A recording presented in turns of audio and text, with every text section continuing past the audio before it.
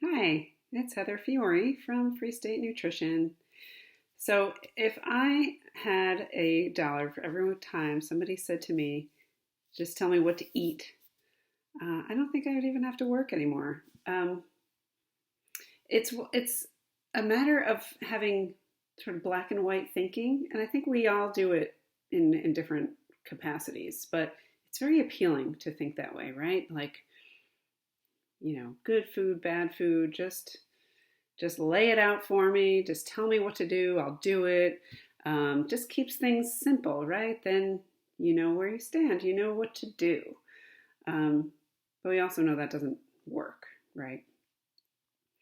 When we use labels on our food, we're much more likely to put a value judgment on it and ourselves for eating it or not eating it, right? So whether we use the terms like good and bad or healthy and unhealthy, which a lot of times people switch over and like try not to think about food as good and bad, but then they still use healthy and unhealthy, and it's still a dichotomy basically, right? It's still like you're either over here or you're over there. Um, it can lead to just overdoing it once you get started on the food, right? Um, this is why we think we can't control ourselves around certain foods. We're basically training ourselves to think certain foods are forbidden or off limits, and therefore they're special. And, basically, if we don't know when we're going to eat it again or allow ourselves to eat it again. So that just sort of invites this idea of like, you're just going to go nuts with it, right? This dichotomous thinking is also applicable in a broader sense with our diet, so to speak. Whether you're on a diet or you're off a diet, or the sort of like all or none idea with the way you eat. And when I say our diet, I mean just the way we eat, our foods that we choose to eat. And what happens is you have this idea that if you eat something that's off your plan, you are cheating, right? And so you're going to probably go overboard with that food, but then it might spill over to like the rest of the day or maybe the next day or maybe the week, like, well, I already ruined it. I might as well just keep going and start fresh on Monday or whatever. Sometimes you don't even get back to it. Sometimes you have a hard time sort of recovering from the cheat, and then what are you doing, right? You're not on your diet, and now you have no plan at all. So now you're in this sort of like free for all where you have absolutely no structure and you don't know what to do until the next thing comes along, and then you try that one. So maybe there's another way. Instead of labeling food as good and bad, or even healthy and unhealthy, what if we just try to think about food in a neutral way, like it's just food. All food has a place and has something to offer nutritionally.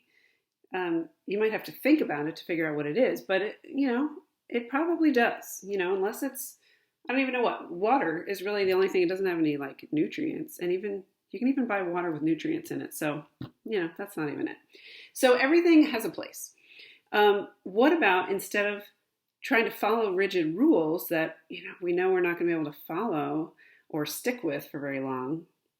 What if you consider just like having some guidelines with flexibility, right? So just some ideas of like, if you're trying to improve your diet, if you think you should eat better, or you're not feeling great and you think maybe eating differently would feel better, what if you're just thinking about trying to like incorporate more fruits and vegetables, or more foods that have calcium, or just more foods with fiber, or maybe it's water. Maybe you're just trying to drink more water. Whatever it is, like just just have this idea like I'm trying to just do more of that, without being super strict about it, so that it's you don't have to consider yourself failed if you didn't drink 8 glasses of water or whatever it is.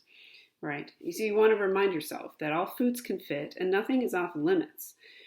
And so it takes away that specialness It doesn't mean the food is going to be less enjoyable. Maybe it's more enjoyable because it doesn't come along with all that guilt and shame. But but it doesn't have that forbiddenness to it that makes it kind of hard to resist. It'll just be like when you feel like eating it, you'll eat it, and when you don't, you don't. That really happens.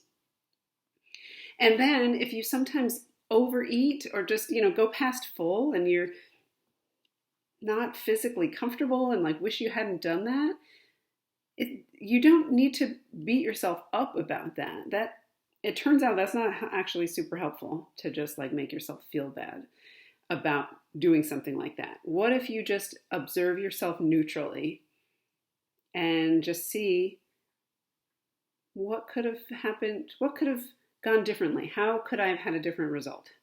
So how could I have ended up comfortably full? Or maybe you realize like, gosh, that was really delicious and totally worth it, even though I'm a little uncomfortable right now.